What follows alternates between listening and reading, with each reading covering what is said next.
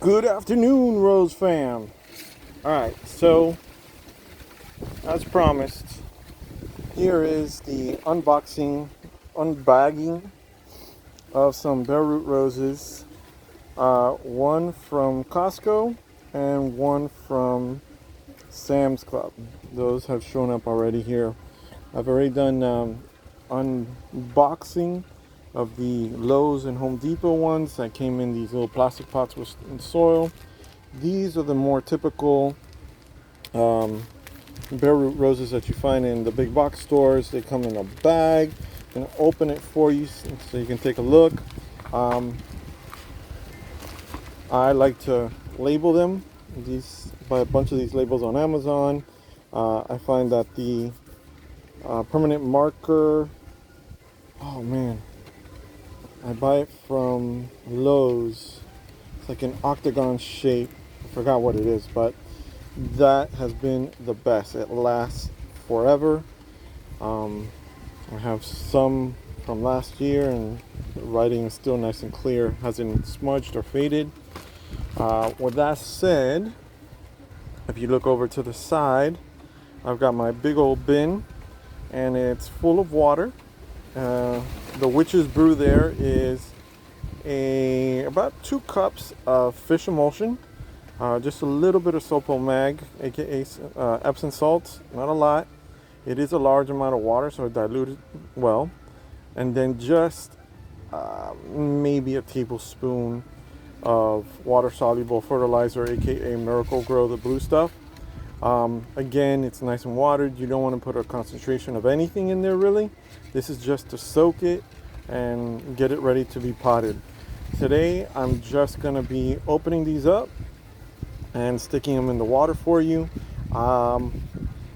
Because these are in bags and I don't expect to see soil in here, I'm going to soak them for about 24 hours and then I'm going to go ahead and pot them. So be on the lookout for part 2. Part 2 should be short because it'll just be me potting these up, but I'll show you today what the roots look like and what they look like when they're nice and soaked. So the first thing is I got these from Harbor Freight. Regular scissors are not going to do this.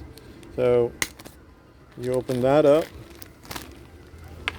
Again, it's really important to put a label on this because once this bag comes off, once it comes out of the thing, there's really no telling what it is. They do not, most of these growers are not going to label these. Try not to pinch yourself.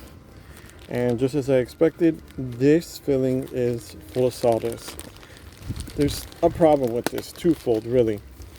Number one, it's packed in there tight, so there's no moisture going in there, and the trace amount of moisture gets absorbed by A, the sawdust, and B, whatever root system begins to develop in there over time. What happens is that the rose basically dries out. And it doesn't take too long for it to dry out either. So let's keep ripping it up. Nice plastic, and then it's covered by paper. And there it is. There that is. Take a good look. Alright. Sawdust. This has no value for the root system or the plant really. It is just packing material. Don't even bother throwing it in with the soil. It won't contribute much. It's not broken down enough for it to be of any use. Also, take a look at this. That is what's left of the root ball. You gotta picture that when they harvest these things, these roots are a good foot, 2 feet long, beautiful, and all this is been cut back so it can fit neatly in this for shipping purposes. But you got this rose here. I got a little hanging one there. Toss that, break it off. But today it's all about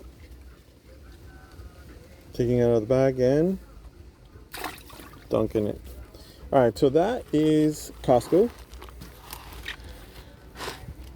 Not to throw shade to either one of them, because quite honestly, they both will oftentimes be guilty of the same thing. And that is selling you a plant that is dried out. All right, so this one's from Lowe's. That one was from Home Depot. I mean, not Lowe's, I'm sorry. This one is from Sam's Club. More expensive than the Costco. Costco, which is the first one. Two of them, two plants for maybe 16 something, $17 and change. Plant works out to under $10 each. The Sam's Club one worked out to $11 and change, so we'll call it 12, rounded up. So Sam's Club is more expensive, but you don't have to buy two. In the event that you don't want two plants, that's a better deal, I guess. So this one's Camelot. All right, Members Mark brand. And we open it up and we get much the same. All right, you got this huge root system that's been cut down massively. All right, one of the things, the reason I chose this one, and I got a few, was to illustrate you got some good living growth here, but if you go up the cane, this stuff is dried out and dead. When I do pot it, I will trim it. I got some overexposure going on here. Let me see if I switch the camera over. Yeah. See, all of this is dead. That's dead.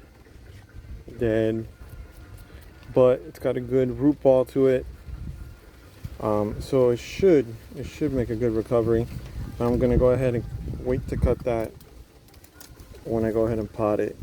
Another thing you want to be careful at the store, if you see wrinkles on the stem, okay, like right there, it's got green, but it's wrinkled. It's got really bad wrinkles. That is not what you want. And the stems have dried out, and you're dealing with a plant that is substantially compromised, like that right there. This is all wrinkled. All right, so what am I gonna do? Dunk it into my concoction, and I'll be back in 24 hours. That is, if it doesn't rain, which it's supposed to tomorrow. I'll leave it on that. I've got this. There's afternoon shade. I mean, sun hitting it right now. Ideally, you want to keep these things in shade, especially during the soaking process. But if you're gonna soak for an hour or two, you're up north, plants are really heavy and you're ready to go, it doesn't really matter. But if you're gonna soak it for 24 hours, try to put it in shade. And that's it for today. Part 1 of my bare root roses unboxing, unbagging, care of Costco and Sam's Club. See you guys tomorrow. Bye.